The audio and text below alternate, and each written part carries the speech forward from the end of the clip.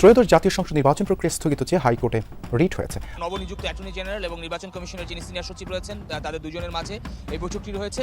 তবে আমরা ধারণা করছি যেহেতু আদালতের নির্দেশ বলা হচ্ছে যে নির্বাচন স্থগিত করা হয়েছে সে বিষয়ে। দুটি নির্বাচন একই দিনে হওয়ার কোনো বিধান নাই, আরপিওতে নাই, সংবিধানও নাই। এখানে অনেক রাজনৈতিক দল তাদেরকে নির্বাচন করতে আসতে দিচ্ছে না, তাদের কার্যক্রম স্থগিত করে রেখেছে অন্তর্বর্তীকালীন সরকার। কোনো অবস্থাতেই কোনো আইনেই নাই নির্বাচন পরিচালনা করা। এদিকে আওয়ামী লীগের জন্য বড় খুশির সংবাদ হতে চলেছে আজকের নির্বাচন সম্পর্কে গুরুত্বপূর্ণ সংবাদ। যুক্তরাষ্ট্রের করা হুঁশিয়ারি, বাংলাদেশের নির্বাচন আওয়ামী লীগ বাদে কোনোভাবেই হতে পারবে না। এদিকে আওয়ামী লীগ বাদে নির্বাচন হলে নির্বাচন কি অবৈধ হবে? 12 ফেব্রুয়ারির আগে হঠাৎ করে যে কোনো সময় নির্বাচনকে স্থগিত হয়ে যেতে পারে। হ্যাঁ, কারণ অলরেডি বিভিন্ন আসনে নির্বাচন স্থগিত হওয়া শুরু করেছে। সরকারের কাউন্টডাউন শুরু হয়ে গেছে, অবশ্যই শুরু হয়ে গেছে। এখন প্রশ্ন সেখানেই যে সরকার আসলে কোন প্রক্রিয়ায় এক্সিট করবে, সেফ এক্সিটের সময় পাবে নাকি নির্বাচনের সুযোগ পাবে? ভিতরে বলেন বাইরে বলেন বলছি, সেটা হচ্ছে যে সশস্ত্র বিপ্লব ছাড়া আপনি এইখানে কিছু করার জায়গা আমার কাছে সীমিত মনে হয়। কাজেই ট্রাম্প প্রশাসন ইউনূস সরকারকে বিশ্বাস করতে পারে না। কাজেই ট্রাম্প প্রশাসন এই অবস্থায় খলিলুর রহমানকে ওয়াশিংটনে ডেকে নিয়ে আবারও সুস্পষ্টভাবে এই কথাগুলো মনে করিয়ে দিতে চায় যে অন্তর্ভুক্তিমূলক আওয়ামী লীগ সহ নির্বাচন না হলে অন্য কোনো দল, বিএনপি যদি ক্ষমতায় আসে তাহলেও ইসলামী চরমপন্থার বিকাশ ঠেকানোর মতো শক্তিশালী অবস্থানে ওই দলটি থাকবে কিনা সেই বিষয়টিও ইউনূস সরকার যাতে ভেবে দেখে। দর্শক, নতুন একটা নিউজ আপনাকে স্বাগতম। প্রিয় দর্শক, বাংলাদেশের যে বর্তমান রাজনৈতিক প্রেক্ষাপট এবং যে পরিস্থিতির সৃষ্টি হয়েছে তারই আলোকে আপনাদের সামনে কয়েকটা গুরুত্বপূর্ণ খবর নিয়ে হাজির হয়েছি, যার কিছুটা অংশ বিশেষ ইতিমধ্যেই ভিডিও শুরুতেই দেখেছেন। তো দর্শক, ভিডিওর শুরুটা দেখেই কিন্তু বুঝতে পেরেছেন যে আজকের নিউজটা ঠিক কতটা গুরুত্বপূর্ণ এবং ঠিক কোন বিষয়টাকে ইঙ্গিত করছে। তাই বলবো, যারা ভিডিওটি অন করেছেন না টেনে সম্পূর্ণ নিউজটি মনোযোগ সহকারে দেখতে থাকুন, তাহলে আজকের মূল বিষয়টা বুঝতে পারবেন। তো দর্শক, আর দেরি না করে চলুন দেখে আসবো আজকে সেই কাঙ্ক্ষিত ভিডিওগুলো। তবে তার আগে বলবো, যারা এখনো চ্যানেলটি সাবস্ক্রাইব করেননি অবশ্যই চ্যানেলটি সাবস্ক্রাইব করে পাশে থাকা বেল আইকনটি ক্লিক করে দিন। আর যারা ইতিমধ্যেই চ্যানেলটি সাবস্ক্রাইব করে রেখেছেন তাদেরকে অসংখ্য ধন্যবাদ। তো চলুন দর্শক, ভিডিওটিতে একটি লাইক দিয়ে আমরা ধারাবাহিকভাবে সবগুলো ভিডিওর আলোচনা দেখে আসি। ট্রাম্প প্রশাসন ইউনূস সরকারকে বিশ্বাস করতে পারে না। কাজেই ট্রাম্প প্রশাসন এই অবস্থায় খলিলুর রহমানকে ওয়াশিংটনে ডেকে নিয়ে আবারও সুস্পষ্টভাবে এই কথাগুলো মনে করিয়ে দিতে চায় যে নির্বাচন করে একটা নির্বাচিত সরকারের হাতে ক্ষমতা দিয়ে ইউনূস সরকারকে দ্রুত চলে যেতে হবে। সেই সরকারটি কিছুতেই একটা ইসলামিক খিলাফত বা ইসলামী চরমপন্থার দিকে বাংলাদেশকে নিয়ে যেতে পারবে না, সেটা নিশ্চিত করতে হবে। আর মার্কিন যুক্তরাষ্ট্র এখনো বলছে যে অন্তর্ভুক্তিমূলক আওয়ামী লীগ সহ নির্বাচন না হলে অন্য কোনো দল, বিএনপি যদি ক্ষমতায় আসে তাহলেও ইসলামী চরমপন্থার বিকাশ ঠেকানোর মতো শক্তিশালী অবস্থানে ওই দলটি থাকবে কিনা সেই বিষয়টিও ইউনূস সরকার যাতে ভেবে দেখে। খলিলুর রহমান এ দফায় ওয়াশিংটন যাবার পর এখন দেখা যাচ্ছে যে তিনি পৌঁছে যাওয়ার পর মূলধারার সংবাদ মাধ্যমগুলো দূতাবাস সূত্রেই খবর জেনে সে খবর প্রকাশ করবার সাহস করছে। স্পষ্টতই বোঝা যাচ্ছে যে তাকে যে ওয়াশিংটনে বাংলাদেশের আসন্ন নির্বাচন সম্পর্কে আলোচনার জন্য ডেকে নিয়ে যাওয়া হয়েছে মার্কিন যুক্তরাষ্ট্র সরকারের তরফে, সেটা জানান দেওয়ারও চাপ আছে ডক্টর ইউনূস সরকারের উপরে। এবং সে কারণেই জানা যাচ্ছে যে এ দফায় নির্বাচন বিষয়ে আলোচনা হবে, মার্কিন যুক্তরাষ্ট্রের কর্মকর্তাদের সঙ্গে আলোচনা হবে বাংলাদেশ এবং যুক্তরাষ্ট্রের বাণিজ্য বিষয়েও, বাণিজ্য শুল্কের বিষয়টি মাথায় রেখে। এবং ওয়াশিংটন বাংলাদেশ দূতাবাস সূত্রে জানিয়ে দেওয়া হচ্ছে যে নিরাপত্তা উপদেষ্টার যে খসড়া সূচি আছে তাতে তার আলাপ করবার কথা আছে মার্কিন পররাষ্ট্র দপ্তরের রাজনীতি বিষয়ক আন্ডার সেক্রেটারি অ্যালিসন হুকারের সঙ্গে, আলোচনা করবার কথা আছে দক্ষিণ ও মধ্য এশিয়া বিষয়ক সহকারী মার্কিন পররাষ্ট্রমন্ত্রী পল কাপুর এবং দিল্লিতে মার্কিন রাষ্ট্রদূত ও দক্ষিণ ও মধ্য এশিয়া বিষয়ক যুক্তরাষ্ট্রের বিশেষ দূত সার্জিও গোরের সঙ্গে। স্পষ্টত বোঝা যাচ্ছে মার্কিন প্রশাসন বাংলাদেশের নির্বাচনটিকে নিয়ে উদ্বিগ্ন। তারা গুরুত্বের সঙ্গে বাংলাদেশের নির্বাচনটিকে নিয়ে তাদের যে বার্তা সেটা ইউনূস সরকারকে পৌঁছে দেওয়া প্রয়োজন মনে করছে। এবং সবচেয়ে গুরুত্বপূর্ণ এই সফরটির সেটি হচ্ছে ট্রাম্প প্রশাসন মার্কিন প্রশাসনে বদল এনে এই অঞ্চলে তার বিশ্বস্ত যে ব্যক্তিবর্গকে বসিয়েছেন, একেবারে সার্জিও গোর, পল কাপুরের মতো ব্যক্তি, অ্যালিসন হুকারের মতো ব্যক্তির সেই প্রত্যেকজনের সঙ্গে এ দফায় সাক্ষাৎ হবে খলিলুর রহমানের। দেখেন, সার্জিও গোর দিল্লিতে মার্কিন যুক্তরাষ্ট্রের রাষ্ট্রদূত নিয়োজিত হয়েছেন এবং তাকেই এ দফায় নিয়োগ দেওয়া হয়েছে দক্ষিণ ও মধ্য এশিয়া বিষয়ক যুক্তরাষ্ট্রের বিশেষ দূত হিসেবে। সার্জিও গোরকে নভেম্বরে যখন শপথ গ্রহণ করানো হয় তখন প্রেসিডেন্ট ট্রাম্প ওভাল অফিসে স্পষ্টত তাকে বলেন যে বন্ধু মোদির পরামর্শ অনুসারে এবং তার সঙ্গে সুসম্পর্ক রেখে চলাই হবে সার্জিও গোরের মূল উদ্দেশ্য। কারণ একদিকে যেমন এই ইন্দো প্রশান্ত মহাসাগরীয় অঞ্চলে ট্রাম্প প্রশাসন মনে করে ভারত সরকার বা ভারত তাদের নিরাপত্তার ক্ষেত্রে প্রধান মিত্র চীনকে একরকমের নিয়ন্ত্রণে রাখার ক্ষেত্রে, চীনের প্রভাব মুক্ত রাখবার ক্ষেত্রে এই অঞ্চলে ভারত তার প্রধান মিত্র। তার চেয়েও যে বড় বার্তাটা প্রেসিডেন্ট ট্রাম্প কোনো রাগঢাক না রেখে সার্জিও গোরকে দিয়েছেন সেটা হচ্ছে ভারতে যে বিশাল মধ্যবিত্ত আছে তাতে ভারতে মার্কিন যুক্তরাষ্ট্রের পণ্য বিক্রি আরো বাড়াতে হবে এবং সেই লক্ষ্যটা মাথায় রেখে যাতে সার্জিও গোর সেখানে কাজ করে। দেখেন, ভারতের সঙ্গে মার্কিন যুক্তরাষ্ট্রের যে সম্পর্কের ওঠানামা দেখা যাচ্ছে, মানে এই সম্পর্কটা ভালো হয়, এই সম্পর্কটা ভীষণ খারাপ হয়ে যায়। ট্রাম্প যাকে মাই ফ্রেন্ড মোদি বলেন, সেই মোদির সঙ্গে ট্রাম্প প্রশাসনে, তার প্রধান কারণ কিন্তু এটাই যে ট্রাম্প কিছুতেই সহ্য করতে পারছেন না যে ভারত কেন রাশিয়া থেকে তেল কিনবে বা অন্য কোনো দেশের সঙ্গে বাণিজ্য বাড়াবে, বিশেষ করে রাশিয়ার মতো দেশের সঙ্গে, যখন ভারত সেই ব্যবসাটা মার্কিন যুক্তরাষ্ট্রকে দিতে পারে। কাজেই ট্রাম্প প্রশাসনের সঙ্গে যাবতীয় মার্কিন প্রশাসনের প্রধান পার্থক্যটা হচ্ছে ট্রাম্প প্রশাসন সব বাণিজ্যের লেন্সে দেখেন। এই ইউনুস সরকার যেই মার্কিন প্রশাসনের একরকমের উৎসাহে, সমর্থনে এবং পরিকল্পনায় বাংলাদেশে প্রতিষ্ঠিত হয়েছেন, মানে বাইডেন সরকার, সেই সরকারগুলো মানে এযাবৎকালের মার্কিন প্রশাসনের প্রধান একটা লক্ষ্য থাকতো রেজিম চেঞ্জের মাধ্যমে, মানে তারা যাদেরকে মার্কিন বিরোধী সরকার হিসেবে চিহ্নিত করতো। শেখ হাসিনা স্পষ্টতই তাদের কাছে মার্কিন যুক্তরাষ্ট্রের স্বার্থ বিরোধী সরকার হিসেবে চিহ্নিত হয়ে এসেছে। ক্রমাগতভাবে মার্কিন যুক্তরাষ্ট্রের সঙ্গে আওয়ামী লীগ সরকারের সম্পর্কটা খারাপ হতে থাকায় সেই অবস্থায় তারা বরাবর মার্কিন স্বার্থ বিরোধী সরকার সরিয়ে মার্কিন স্বার্থ দেখবে এমন সরকার বসাতে চায় এবং সেক্ষেত্রে মার্কিন যুক্তরাষ্ট্রের সরকারগুলো, বিশেষ করে অনেকেই বলেন ডেমোক্র্যাট সরকারগুলো, এমনকি সেক্ষেত্রে ওই সরকারের পতনের পর যদি উগ্রবাদের বিকাশ হয়, ইসলামী চরমপন্থার বিকাশ হয়, সেসব সরকারকেও মার্কিন সরকার বরাবর আশকারা দিয়ে এসেছে। ট্রাম্প প্রশাসন এ দফায় ক্ষমতায় এসেই ঘোষণা দিয়েছে যে তারা কিছুতেই এসব গণতন্ত্র আনতে বা রেজিম চেঞ্জ করতে উৎসাহ দেবে না। আর তার চেয়ে সবচেয়ে বড় যে কাজটা তারা ঠেকাবে সেটা হচ্ছে তারা ঠেকাবে ইসলামী উগ্রবাদের বিকাশ। সার্জিও গোর মানে আবার মনে করিয়ে দেই, নয়াদিল্লিতে যে নতুন মার্কিন রাষ্ট্রদূত যাকে দায়িত্ব দেওয়া হয়েছে দক্ষিণ ও মধ্য এশিয়ার যুক্তরাষ্ট্রের বিশেষ দূত হিসেবে, তিনি কিন্তু 22শে ডিসেম্বর মানে ওসমান হাদির মৃত্যুর পর প্রতিক্রিয়ায় যে ভয়াবহ সব ঘটনা ঘটলো, ডেইলি স্টার, প্রথম আলো, ছায়ানট ভাঙচুর, দীপু দাস হত্যা, এই সব ঘটনার পর সরাসরি ডক্টর ইউনুসকে ফোন করেছিলেন এবং সেই খবরটা প্রধান উপদেষ্টার দপ্তর থেকেই তখন কিন্তু জানানো হয়েছিল যে প্রধান উপদেষ্টা সার্জিও গোরকে এই বলে আশ্বস্ত করেছেন যে নির্বাচনটা তারা যথাসময়ে অনুষ্ঠিত করবেনই। কিন্তু কিছুতেই যে মার্কিন প্রশাসন সে ব্যাপারে আস্থা রাখতে পারছে না। এমনকি ওসমান হাদির ঘটনার পর খালেদা জিয়ার গুরুতর অসুস্থতার মধ্যে যুক্তরাষ্ট্র খুবই দ্রুততার সাথে তারেক রহমানকে দেশে ফিরিয়ে আনার ক্ষেত্রে তাদের সমর্থন দিয়ে তাকে দেশে ফিরিয়ে আনলেও তারা যে ভরসা রাখতে পারছে না যে ডক্টর ইউনুস সরকার সত্যি একটা নির্বাচনের দিকে হাঁটছে, তার একটা কারণ সার্জিও গোর দিল্লির মার্কিন রাষ্ট্রদূত হিসেবে শপথ নেওয়ার পরপরই কিন্তু তারই পরামর্শে বা ভারতের সঙ্গে তাদের আলোচনার প্রেক্ষিতে নভেম্বরে ভারতের নিরাপত্তা উপদেষ্টা অজিত দোভাল এই খলিলুর রহমানকে ভারতে ডেকে নিয়ে গিয়েছিলেন এবং তখনও এ খবর খুবই গুরুত্বপূর্ণ সূত্রে জানা গিয়েছিল যে সেই সভায় মানে দুই নিরাপত্তা উপদেষ্টার মধ্যকার সভায় সার্জিও গোর কিংবা সার্জিও গোরের ঘনিষ্ঠ দূতেরা উপস্থিত ছিলেন এবং সেই সভায় সরাসরিভাবে খলিলুর রহমানকে একদিকে যেমন ধর্মীয় উগ্রবাদের বিকাশ ঠেকাতে অনুরোধ করা হয়, সীমান্তবর্তী এলাকায় সন্ত্রাসীদের ক্যাম্প গড়ে উঠছে সেসবের দলিলপত্র ভারতের তরফে তার কাছে হস্তান্তর করা হয়, তেমনি বলা হয় যে একটা অন্তর্ভুক্তিমূলক নির্বাচন, একটা আওয়ামী লীগ সহ সকল দলের অংশগ্রহণী নির্বাচন ছাড়া যে নির্বাচন অনুষ্ঠান করতে যাচ্ছে খলিলুর রহমান, ডক্টর ইউনুসের সরকার, সেই নির্বাচনের মাধ্যমে গঠিত সরকার কিছুতেই বাংলাদেশে একটা স্থিতিশীল সরকার দিতে পারবে কিনা সেই প্রশ্ন কিন্তু তখন তোলা হয়। সেই আলোচনা সেখানে থেমে যায় এবং খলিলুর রহমানকে বলা হয় গিয়ে ডক্টর ইউনুসের সঙ্গে ঢাকায় আবারও আলোচনা করতে এবং 5 দিন পরে তাকে উপস্থিত করা হয় আবার দোহার একজন শীর্ষস্থানীয় মার্কিন ঘনিষ্ঠ মধ্যস্থকের নেতৃত্বে। তখন মার্কিন যুক্তরাষ্ট্র, ভারত এবং খলিলুর রহমান এই 3 পক্ষের কিন্তু বৈঠক অনুষ্ঠিত হয়। সেখানে আবারও এই আলাপটা মার্কিন যুক্তরাষ্ট্র এবং ভারতের তরফে তোলা হয়েছিল যে একটা অন্তর্ভুক্তিমূলক নির্বাচনই কেবলমাত্র বাংলাদেশের নিরাপত্তা পরিস্থিতির উন্নতি ঘটাতে পারে। তবে মার্কিন যুক্তরাষ্ট্র ডক্টর ইউনুস সরকারকে আওয়ামী লীগকে এই নির্বাচনে সংশ্লিষ্ট করার বিষয়ে রাজি করাতে পারে না। তবে তফসিল ঘোষিত হওয়ার পর তারা যে এক রকমের স্বস্তি বোধ করবার প্রত্যাশা করছিল সেই স্বস্তি তাদের কেটে যায় ওসমান হাদির হত্যাকাণ্ডের মাধ্যমে এবং সে কারণে সার্জিও গোর একদিকে ডক্টর ইউনুসকে ফোন করেন এবং এখন খলিলুর রহমানকে ওয়াশিংটন ডেকে নিয়ে গেছেন তারা এবং সেই বৈঠকে সার্জিও গোর ছাড়াও উপস্থিত থাকছেন এবং তার সঙ্গে আলাদাভাবে বৈঠক করছেন দক্ষিণ ও মধ্য এশিয়া বিষয়ক সহকারী মার্কিন পররাষ্ট্রমন্ত্রী পল কাপুর। যেই পল কাপুর ভারতীয় বংশোদ্ভূত শুধু নন, এই পল কাপুর হচ্ছেন তিনি একজন একাডেমিক। তিনি বরাবর তার পুরো একাডেমিক জীবনের মূল গবেষণার বিষয় হচ্ছে জিহাদ এবং এই যে পাকিস্তান কি করে জিহাদ অস্ত্রটি ব্যবহার করে সারা পৃথিবীতে সন্ত্রাসবাদ রপ্তানি করে এই বিষয়টি নিয়ে তিনি গবেষণা করেছেন। কাজেই বুঝতে বাকি থাকে না ট্রাম্প প্রশাসন কাদেরকে নিয়োগ করেছেন এই পদগুলোতে এবং তারা আসলে কি এজেন্ডা নিয়ে আসছেন। দেখুন, মার্কিন যুক্তরাষ্ট্রে কেউ যখন নিযুক্ত হন তখন সেনেটে এমন প্রকাশ্য শুনানি শুনানি ঘটে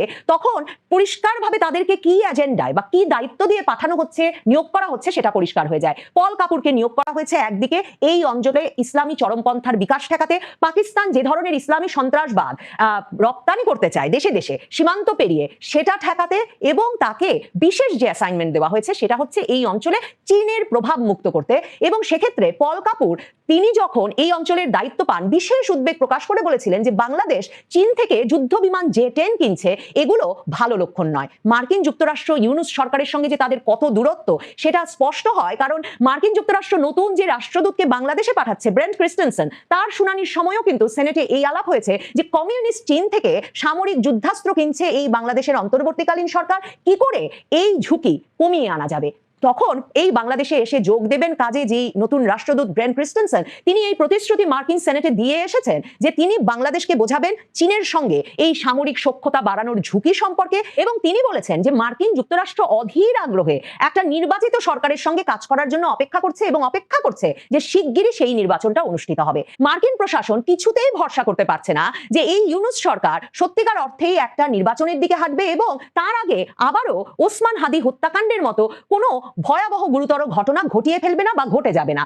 কারণ মার্কিন যুক্তরাষ্ট্র দেখছে যে একেবারে যখন এই দেশ নির্বাচনের দিকে হাঁটছে এবং অন্তর্বর্তী সরকারের কি ধরনের কেনাকাটা করা উচিত সে বিষয়ে, মানে চীনের কাছ থেকে কেনাকাটা করা উচিত না এবং চীনের সঙ্গে সামরিক সখ্যতা বাড়ানো উচিত না, সেসব বিষয়ে মার্কিন প্রশাসন, ট্রাম্প প্রশাসনের উদ্বেগ সত্ত্বেও মার্কিন প্রশাসন দেখছে অন্তর্বর্তীকালীন সরকার দুহাত খুলে পাকিস্তান থেকে চীন থেকে তো যুদ্ধ বিমানের পর যুদ্ধ বিমান কিনছে। তারা দেখছে জে-10 চীন থেকে কিনবার ঘোষণার পর এই সপ্তাহে বাংলাদেশ বিমান বাহিনীর প্রধান পাকিস্তানে গিয়ে ঘোষণা দিয়ে এসেছেন পাকিস্তান চীনের যৌথ কারিগরি সহায়তায় জে-F-17 যুদ্ধ বিমান কিনতে যাচ্ছে বাংলাদেশ সরকার। কাজেই ট্রাম্প প্রশাসন ইউনুস সরকারকে বিশ্বাস করতে পারে না। কাজেই ট্রাম্প প্রশাসন এই অবস্থায় খলিলুর রহমানকে ওয়াশিংটনে ডেকে নিয়ে আবারও সুস্পষ্টভাবে এই কথাগুলো মনে করিয়ে দিতে চায় যে নির্বাচন করে একটা নির্বাচিত সরকারের হাতে ক্ষমতা দিয়ে ইউনুস সরকারকে দ্রুত চলে যেতে হবে। সেই সরকারটি কিছুতেই একটা ইসলামিক খিলাফত বা ইসলামী চরমপন্থার দিকে বাংলাদেশকে নিয়ে যেতে পারবে না, সেটা নিশ্চিত করতে হবে। আর মার্কিন যুক্তরাষ্ট্র বলছে, এখনো বলছে যে অন্তর্ভুক্তিমূলক আওয়ামী লীগ সহ নির্বাচন না হলে অন্য কোনো দল, বিএনপি যদি ক্ষমতায় আসে তাহলেও ইসলামী চরমপন্থার বিকাশ ঠেকানোর মতো শক্তিশালী অবস্থানে ওই দলটি থাকবে কিনা সেই বিষয়টিও ইউনুস সরকার যাতে ভেবে দেখে। 12 ফেব্রুয়ারির আগে হঠাৎ করে যে কোনো সময় নির্বাচনকে স্থগিত হয়ে যেতে পারে। হ্যাঁ, একদম সংখ্যা উড়িয়ে দেওয়া যায় না, কারণ অলরেডি বিভিন্ন আসনে নির্বাচন স্থগিত হওয়া শুরু করেছে। অতএব এরকম যদি চলতেই থাকে আমরা অ্যানালজি করবো যে যে খবর দর্শক, 2টি আসনে নির্বাচন স্থগিত। এখন যে কারণে 2টি আসনে নির্বাচন স্থগিত, আরো যেসব প্রশ্ন আছে এগুলোর সাথে অ্যানালজি করলে এরকম প্রশ্ন রেজ করে একদম পুরো নির্বাচন স্থগিত করিয়ে দেওয়া সম্ভব কিনা, সেই জায়গায় আমরা দেখতে পাচ্ছি যে মেজর পলিটিক্যাল পার্টিগুলো, বিশেষ করে বাংলাদেশের এই মুহূর্তে সর্ববৃহৎ রাজনৈতিক দল জামাত ইসলামী এবং 3rd লার্জেস্ট পলিটিক্যাল পার্টি ইসলামী আন্দোলন Bangladesh Charmonai, 4th largest and 2nd important political party NCP, এরা সবাই নির্বাচনের সুষ্ঠু নির্বাচন হওয়া নিয়ে শঙ্কা প্রকাশ করছে। বিএনপির প্রতি প্রশাসনের পক্ষপাতের অভিযোগ করছে, লেভেল প্লেইং ফিল্ড নেই বলছে, নির্বাচনের পরিবেশ এখনো হয়নি একথা বলছে। তাহলে তো নির্বাচনের পরিবেশ না হলে নির্বাচন কেন হবে? এসব প্রশ্ন কিন্তু অনিবার্যভাবে আমাদের সামনে আসে। অর্থাৎ দর্শক, এগুলো নিঃসন্দেহে শঙ্কার। আইনি অনেক ফাঁকফোকর আছে যেগুলো যথাযথভাবে সমাধান না করে সরকার নির্বাচনের দিকে এসেছে। আমরা যেটা বলেছিলাম দ্যাট শুড হ্যাভ বিন, ছাত্র সংসদ নির্বাচনগুলো হয়েছে, জাতীয় জীবনে নির্বাচনে একটা আমেজ বিরাজ করেছে, এটা চলতে থাকতো। একদম গ্রামের আলিম মাদ্রাসা, দাখিল মাদ্রাসা, হাই স্কুল পর্যন্ত ছাত্র সংসদ নির্বাচন হতো। এরপর স্থানীয় সরকার নির্বাচন চলতো 1 বছর 1.5 বছর যাবত। পুরো রাষ্ট্র শক্তির সক্ষমতার পরীক্ষা হতো এবং আমাদের নির্বাচনী প্রক্রিয়ায় বা নানান জায়গায় যে ত্রুটি বিচ্যুতিগুলো এগুলো সব সমাধান হতো। ধীরে ধীরে আমরা একটা জাতীয় নির্বাচনের দিকে যেতাম। একটা free, fair and credible national election হতো, তার মাধ্যমে পিসফুলি পাওয়ার ট্রান্সফার হতো। কিন্তু না, বিএনপি ষড়যন্ত্র করে সরকারকে সেই পথে যেতে দেয়নি। সরকার কিন্তু সেটাই চেয়েছিল। আসিফ মাহমুদ বেশ কয়েকবার বলেছিলেন স্থানীয় সরকার উপদেষ্টা থাকতে যে আমরা স্থানীয় সরকার নির্বাচন আগে করবো, কিন্তু বিএনপি কি জন্য স্থানীয় সরকার নির্বাচন আগে চাইনি এটা হিসাবে স্পষ্ট। ছাত্র সংসদ নির্বাচন দেখলেই বোঝা যায় যে ছাত্র সংসদ নির্বাচনে বিএনপি হেরে গেছে। স্থানীয় সরকার নির্বাচনে, বাংলাদেশের কোনো নির্বাচনে বিএনপি জেতার সক্ষমতা রাখে না। বিএনপি এখন একটা ধনীছে পার্টি, কিন্তু বিএনপি মনে করেছে যে একটা চান্স নেই, মানে শুধু জাতীয় নির্বাচনে ভয়ানক কারচুপির একটা চান্স নেই, যদি করতে পারি করলাম, কিন্তু সব জায়গায় যদি হেরে যাই তাহলে তো কারচুপিও করা যাবে না। বিএনপি রাজনীতি হচ্ছে এটা। এখন মজার বিষয়, এখানে একটা সমীকরণ আছে। এই মুহূর্তে বাংলাদেশের রাজনীতিতে যদি ফ্যাসিস্ট গণহত্যাকারী সংগঠন আওয়ামী লীগ থাকতো, বিএনপির অস্তিত্ব থাকতো না। কারণ বিএনপির যে থার্ড ক্লাস মাথামোটা স্যাস্টা রাজনীতি, তারেক রহমানের যে ব্যর্থ রাজনীতি, তাতে জামাত যথাযথ যোগ্য বিকল্প না বলে বিএনপির মোটামুটি অস্তিত্ব এখনো আছে। শিবির ছাত্রদলের যোগ্য বিকল্প, যার ফলে ছাত্রদল এখন ধৈঞ্চা। কোনো ক্যাম্পাসে ছাত্রদলের কোনো গুরুত্ব আছে বলে মনে হয়? নেই। ছাত্রদল ভিপি ক্যান্ডিডেট প্রার্থী দিতে পারে না, অন্য প্রার্থীকে সমর্থন দেয়, এতটা করুণ অবস্থা। শিবির যোগ্য বলে ছাত্রদল এই অবস্থা হয়েছে, কিন্তু জামাত যথাযথ বা প্রয়োজনীয় যোগ্য না বলে এখনো বিএনপির নামগন্ধ আছে। কিন্তু বিএনপির বিকল্প হিসেবে আওয়ামী লীগ যদি নিষিদ্ধ না হতো, তারা যদি জোট করার, মাঠে মিছিল মিছিল করার সুযোগ দরকার ছিল না, তারা যদি জাস্ট জোট করার সুযোগ পেত, বিএনপি এতদিনে সব বাংলাদেশ থেকে পালাতো। কারণ বিএনপি হচ্ছে চান্দাবাজদের দল, বিএনপি হচ্ছে শাস্ত্রাদের দল, বিএনপি হচ্ছে অশিক্ষিত মূর্খদের দল। তো দর্শক, এই জায়গায় কপাল ভালো যে আওয়ামী লীগ নিষিদ্ধ হয়েছে, আর বিএনপি চেয়েছে যে আওয়ামী লীগ নিষিদ্ধ না হোক। আওয়ামী লীগ নিষিদ্ধ না হলে আওয়ামী লীগের এখন ফেসিবাদী রাজনীতি করা লাগবে না, জাস্ট যৌক্তিক রাজনীতি করলেই বিএনপি কঠিন ধরা যেত। বিএনপি অনেক জায়গায় জিতবে শুধু জামাতের প্রার্থীদের অযোগ্যতার কারণে। আওয়ামী লীগ থাকলে এরা থার্ড হতে পারতো না। বিএনপি অদূর ভবিষ্যতে বাংলাদেশের রাজনীতি থেকে হারিয়ে যাবে, এটা অনিবার্য। এটা আমার প্রেডিকশন, মিলিয়ে নিন 8-10 বছর পর। তো দর্শক, এই জায়গায় বিএনপি ষড়যন্ত্রের কারণে স্থানীয় সরকার নির্বাচন করা বা সবকিছু সুন্দরভাবে গুছিয়ে নির্বাচনের দিকে যাওয়া সম্ভব হয়নি। ইউনিট সরকার বারবার বলেছিল যে আমরা ডিসেম্বর থেকে জুনের মধ্যে নির্বাচন করব। জুন পর্যন্ত আসলে তো একটা টাইম হতো, কিন্তু না, চাপ দিয়ে নির্বাচনের ব্যবস্থা করেছে, যার ফলে জামাতও বাধ্য হয়েছে নির্বাচন চাইতে। কারণ নইলে তো একটা প্রশ্ন উঠেছে, জামাত তো পরাজয়ের ভয় নির্বাচন চায় না। তো এই জায়গায় সরকারের প্রস্তুতির অভাব ছিল, ঘাটতি ছিল, যার ফলে অনেক দুর্বলতা আছে। সেই দুর্বলতাগুলোর সুযোগ নিয়ে এখন নির্বাচন স্থগিত করার মতো ঘটনা ঘটছে। 2টি আসন অলরেডি নির্বাচন স্থগিত, এরকম আরো ঘটতে পারে, পুরো নির্বাচন স্থগিত হতে পারে। আমি আসছি সেদিকে। কয়েক মাস আগে একজন হাইকোর্টের একজন বিচারপতি, আমি নাম বলবো না, তিনি আমাকে বলেছিলেন যে নির্বাচনের তফসিল, মানে তার ভাষ্য হচ্ছে নির্বাচন টাইমলি হবে না, ইনফরমাল। তিনি নিয়তদের মানুষ, বিচারপতি হন যাই হন না কেন, তিনি ব্যক্তি জীবনে তার বন্ধু বান্ধব আত্মীয় স্বজন আছে, তাদের সাথে পলিটিক্যাল আলোচনা করতে পারেন, কিন্তু পেশাদারিত্বের জায়গায় ঠিক আছে। তিনি বলছেন যে নির্বাচন হবে বলে মনে হয় না, ফেব্রুয়ারিতে নির্বাচন হবে বলে মনে হয় না। কেন ভাই, আঙ্কেল, কেন নির্বাচন হবে না? কারণ হচ্ছে নির্বাচন হবে না এই কারণে যে দেখবেন যে তফসিল ঘোষণা হয়ে গেছে, কিন্তু অনেক কনফ্লিকচুয়াল বিষয় আছে যেগুলো মীমাংসা না করেই সরকার নির্বাচনের দিকে যাচ্ছে। তো ওইটা রিট করবে, হাইকোর্টে আসবে, কোর্ট আইন অনুযায়ী নির্বাচন স্থগিত করে দিবে, তখন আর কিছু করার থাকবে না। আর তিনি এই অভিযোগ করেছেন আসলে ইউনিট সরকার আসলে নির্বাচন চায় কিনা, না বিএনপিকে বোকা বানাচ্ছে, সান্ত্বনা দিচ্ছে, এটাও একটা কোশ্চেন। তখন আবার বিএনপি নির্বাচনের বিষয়ে সিরিয়াস। হ্যাঁ, আমরা তো দেখতে পাচ্ছি সেটাই ঘটছে। এই খবরটা একটু দেখেন, তাহলে বুঝবেন যে 12 ফেব্রুয়ারি আগে জাতীয় নির্বাচন স্থগিত হয়ে যেতে পারে কিনা। 2টি আসনে নির্বাচন স্থগিত সুপ্রিম কোর্টের আপিল বিভাগের আদেশটা কিন্তু আপিল বিভাগের, ভেরি ইম্পর্টেন্ট। কতদূর ঘটনা পৌঁছে গেছে দেখেন। পাবনা 1 ও 2 আসনে নির্বাচন স্থগিত করার সিদ্ধান্ত নিয়েছে নির্বাচন কমিশন। 9 জানুয়ারি এই সিদ্ধান্তের কথা জানা গেছে। বিষয় নিশ্চিত করেছে নির্বাচন কমিশনার আব্দুর রহমান মাসুদ। এর মানে নির্বাচন কমিশন কোর্টের সিদ্ধান্ত অনুযায়ী অলরেডি স্থগিত করে ফেলেছে। এর মানে 300 আসনে নির্বাচন হচ্ছে না, 298 আসনে। সামনে এরকম অনেক কিছু শুনবেন। তিনি বলেন আপিল বিভাগের আদেশে এই সিদ্ধান্ত নেওয়া হয়েছে। এর আগে গত 5 জানুয়ারি পাবনা 1 ও পাবনা 2 সংসদীয় আসনে আগের সীমানা পুনর্বহাল সংক্রান্ত নির্বাচন কমিশনের গত 24 ডিসেম্বর সংশোধিত বিজ্ঞপ্তির সংশ্লিষ্ট অংশ স্থগিত করেন আপিল বিভাগ। হাইকোর্টের রায়ের বিরুদ্ধে ইসিও এক প্রার্থীর করা আবেদনের শুনানি শেষে প্রধান বিচারপতি জুবাইর রহমান চৌধুরীর নেতৃত্বে আপিল বিভাগ আদেশ দেন। এর মানে প্রধান বিচারপতির আদেশ, এটার পরে আপনি আর অন্য কোথাও যেতে পারবেন না, সমাধান করে নির্বাচনের দিকে যেতে হবে। এবার আসেন, কোনো একটা আসন নিয়েও যদি ঝামেলা হয়, তাহলে পুরো 300 আসনে ঝামেলা হয়। কিভাবে? আসন তো 300, আসন তো আর 301টা না, 302টা না। যেমন বাগেরহাটের যদি 3টা থাকতো, তাহলে গাজীপুরের একটা বাড়তো। বাগেরহাটের 4টা বল থেকেছে বলে গাজীপুরের একটা কমেছে। মানে এক জায়গাটা কমলে বাড়লে কিন্তু পুরোটার উপর প্রভাব পড়ে। অতএব পুরো জাতীয় নির্বাচনের উপর এই ঘটনার প্রভাব পড়তে পারে। এবং আরো অনেক কনফ্লিক্টিং বিষয় ছিল, যেমন একটা রিট আছে, শুনানিতে উঠবে। সেটা হচ্ছে যে সংবিধান অনুযায়ী এই অন্তর্বর্তী সরকার কি, তত্ত্বাবধায়ক সরকারের নির্বাচন হতে হবে, একই দিনে গণভোট, একই দিনে জাতীয় নির্বাচন, এটা হতে পারে না। এটা বৈধতা নিয়ে প্রশ্ন তুলে রিট করা হয়েছে। তো এইসব ঘটনায় তো পুরো নির্বাচন স্থগিত হয়ে গেলেও যেতে পারে। এই 2টি নির্বাচন একই দিনে হওয়ার কোনো বিধান নাই, তা আরপিওতে নাই, সংবিধানও নাই। এ বিষয়ে আমি এই রিটটি করেছি। আগামীকাল হয়তো শুনানি হতে পারে ইনশাআল্লাহ। তত্ত্বাবধায়ক সরকার বাতিল হয়েছে 2011 সালে এবং সেটি সুপ্রিম কোর্ট অবৈধ ঘোষণা করেছে এক রায়ে, কিন্তু সংবিধানে এখনও সংসদ মাধ্যমে পাশ হয়নি, সন্নিবেশিত করা হয়নি। এবং জেনারেল ক্লোজ অ্যাক্ট ধারা 6, 6, 6A and 7 অনুযায়ী ইফেক্ট অফ রিপিল তত্ত্বাবধায়ক এবং অ্যাপিলেট ডিভিশনের সিদ্ধান্ত মতে তত্ত্বাবধায়ক সরকারের মাধ্যমে এখনও নির্বাচন হতে পারে।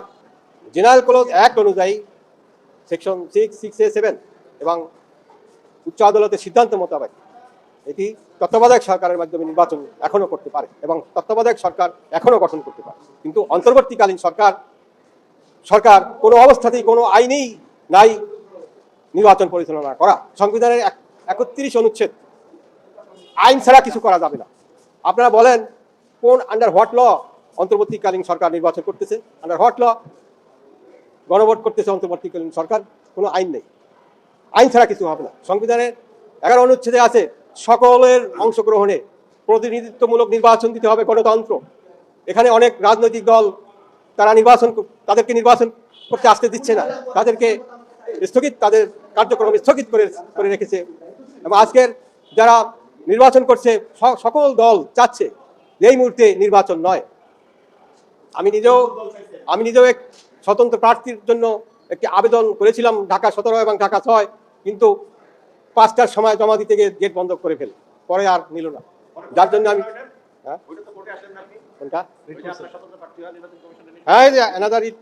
আরেকটা রিট ফাইল করেছি একই দিনে শুনান। হ্যাঁ, আমি কোর্টে জমা দিছি।